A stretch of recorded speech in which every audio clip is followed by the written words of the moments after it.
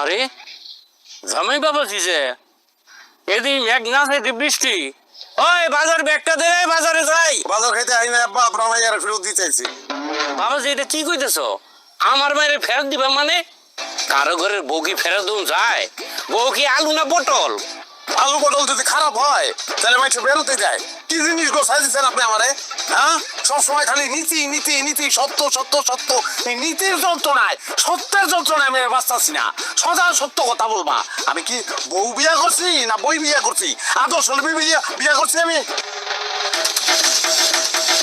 কি হলো?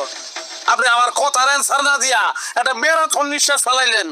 মার লগে মামুর বাড়ির কত কোনো লাভ নেই বাবাজি। হ্যাঁ ওই আর মার মতন। আপনি তো বাইচে গেছেন, আমার মরে গেছে। কি কইলা তুমি?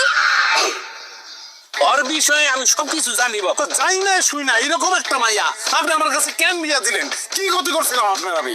আমি কিন্তু বিয়ার সঙ্গে কইছিলাম আমার মাইয়াটা একটা আদর্শ মাইয়া, অন্যায় পছন্দ করে না, কইছিলাম না? হ্যাঁ কইছিলেন, সব ভাবে এইটা কয়। কিন্তু এই যে সত্য, এই যে ন্যায়, এইটার অত্যাচার যে এত ভয়ঙ্কর আব্বা আমি বুঝি নাই। আমি বুঝি নাই আব্বা।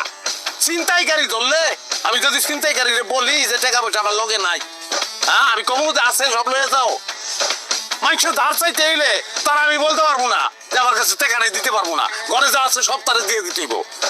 এই সত্য লইয়া চলতে পারবো? সমাজে চলতে পারে এরকম সত্য লইয়া কেউ? এত সত্য কেউ কয়? বাগান রে, তোমার লগে তো এই কাহিনী করছে মাত্র, আর আমার লগে কি যে করছে এটা জানো তুমি? কি করছে?